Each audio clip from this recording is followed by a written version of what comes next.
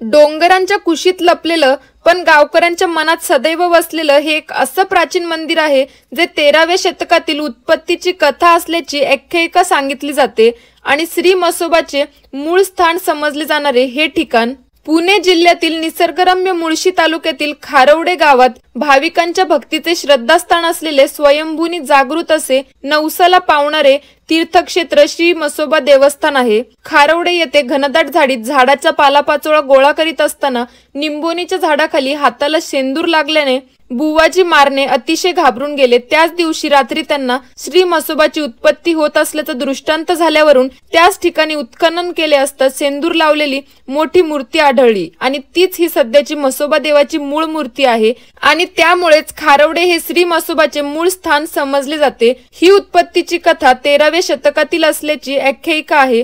स्वराज्याचे पहिले सरसेनापती बाजी पासलकर दर्शनाला येत असत असा इतिहास आहे। छत्रपती शिवाजी महाराजांचे निष्ठावंत सरदार दयाजीराव मारणे यांचे हे कार्यक्षेत्र। अशा या श्री म्हसोबा देवस्थानला दर रविवारी पौर्णिमा अमावस्या या दिवशी भाविकांची अलोट गर्दी असते। आणि तुम्ही ते आलाय का? तुम्हाला व्हिडिओ कसा वाटला मला कमेंट करून नक्की सांगा।